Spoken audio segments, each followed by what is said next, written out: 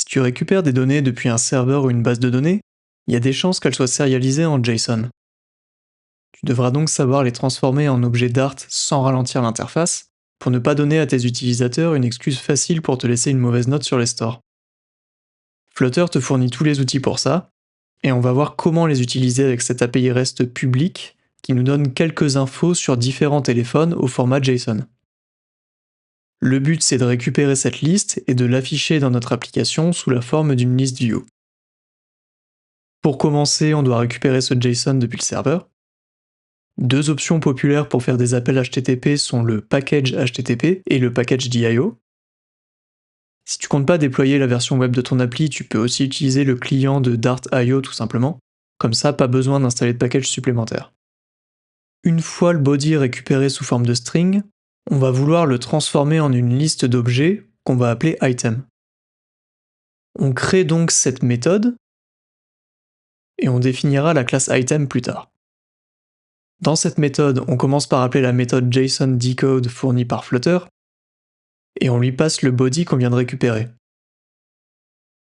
Au moment d'écrire le code, Flutter ne peut pas deviner quel sera le type de données récupéré ici. Le type est donc détecté comme dynamic.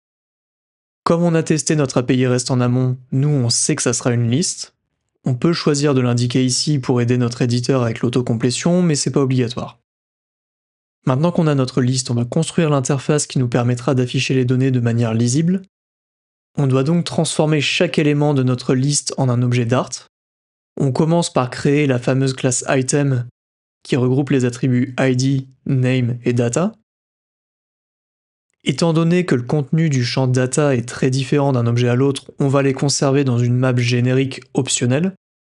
Mais plus les données sont structurées proprement au niveau de ton API REST, plus ça sera dans ton intérêt de créer les attributs correspondants, comme avec les champs ID et name ici.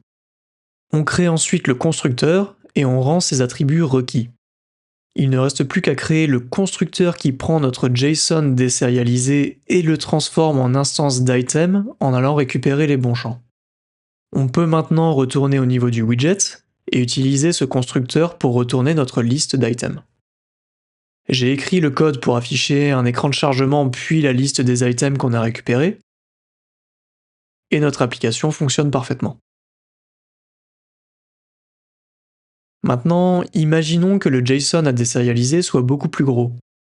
Je vais simuler ça grossièrement en dupliquant nos données 500 000 fois ici. Je relance l'appli, et je vois que l'écran de chargement est saccadé, ce qui crée une mauvaise expérience utilisateur.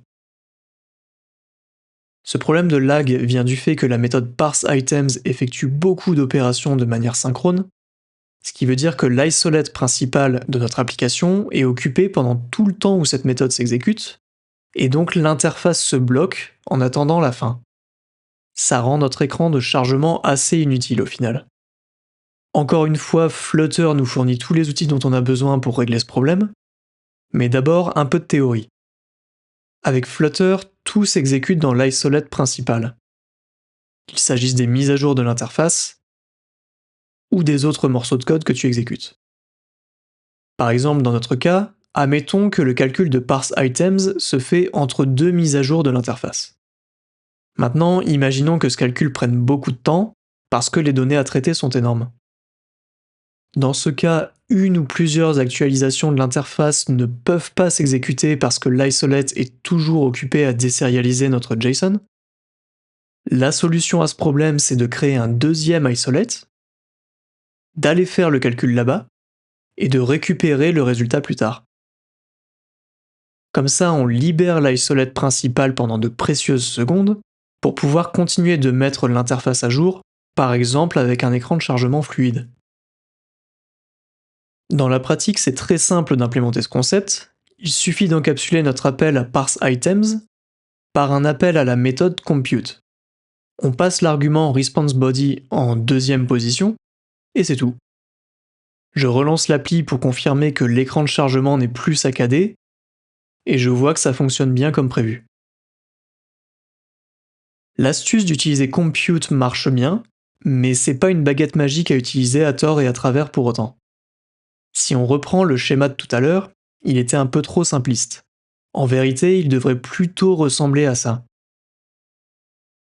Le fait de créer un isolate et de lui passer des données prend un peu de temps, tout comme le rapatriement du résultat une fois le calcul terminé.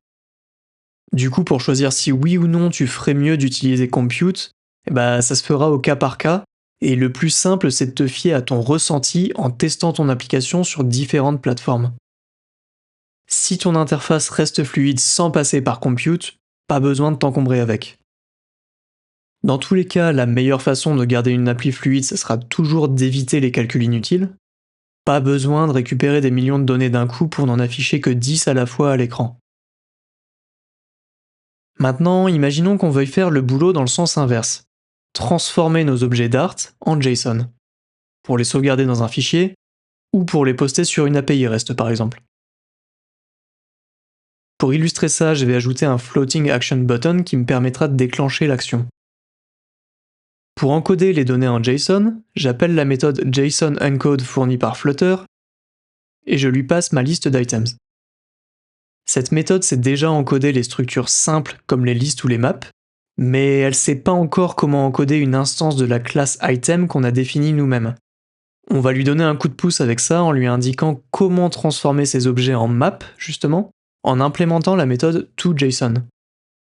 On fait l'inverse de ce qu'on a écrit tout à l'heure dans FromJSON, et maintenant j'ajoute un peu de code pour afficher le résultat dans l'interface histoire de confirmer que ça marche.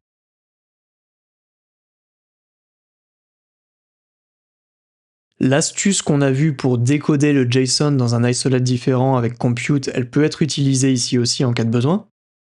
Mais encore une fois, ça à utiliser au cas par cas, dans le cas présent, c'est pas franchement utile par exemple.